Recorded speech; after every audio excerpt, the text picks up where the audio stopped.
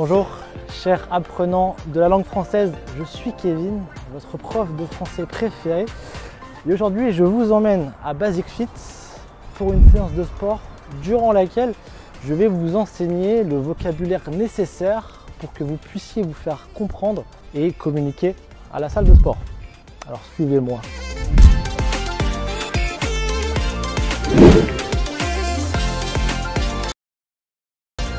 Nous voici à l'intérieur de la salle et comme vous pouvez le constater, c'est assez moche.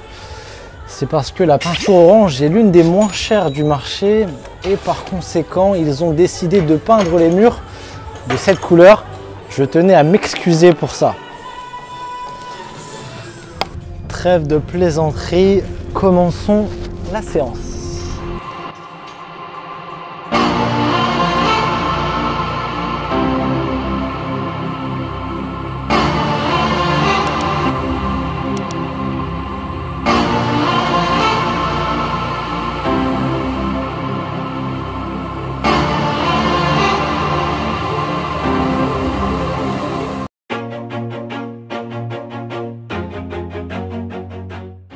D'abord, un point sur le vouvoiement. Si vous voulez parler à quelqu'un à la salle, n'hésitez pas à le tutoyer, sauf si cette personne est plus vieille que vous ou plus musclée que vous. Je vous recommande d'être poli avec ceux qui sont plus musclés que vous.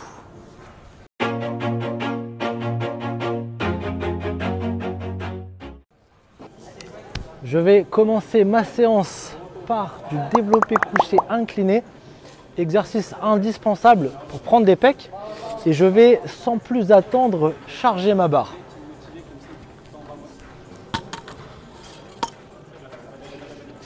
En parlant du mot charger, sachez qu'il fonctionne aussi comme adjectif pour décrire des gens qui prennent des stéroïdes.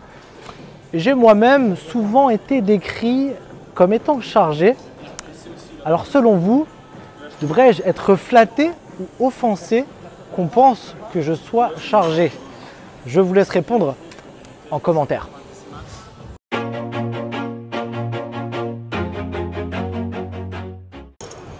Excuse-moi, il te reste combien de séries sur la barre?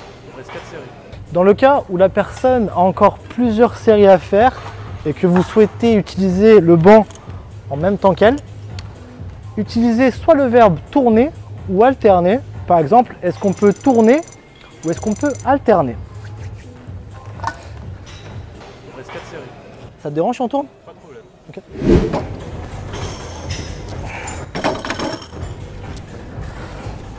En revanche, si la personne qui utilise la machine est beaucoup moins musclée que vous et ne sait pas se battre, demandez-lui ça te dérange de te dépêcher ou tout simplement dépêche-toi.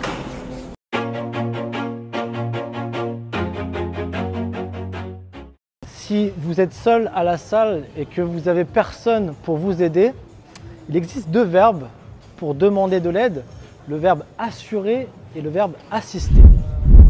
En l'occurrence, je vais avoir besoin d'aide pour une série, donc je vais demander à quelqu'un. Excuse-moi, tu peux m'assister pour une série? Je vais faire entre 6 et 8 reps.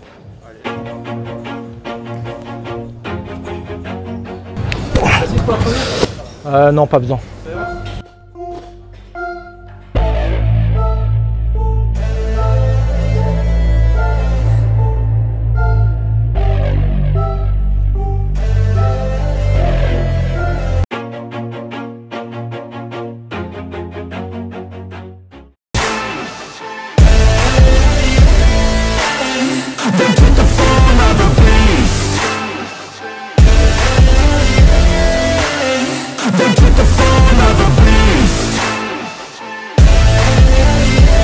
Ce que vous voyez actuellement au niveau de mes biceps, c'est ce qu'on appelle une congestion. Et là, en l'occurrence, on peut dire que je suis bien congestionné.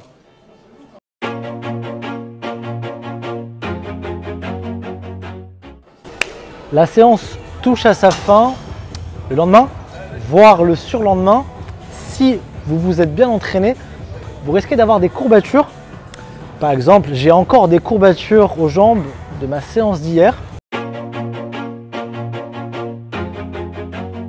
Et pour finir votre séance, je vous conseille de faire quelques étirements comme ceci.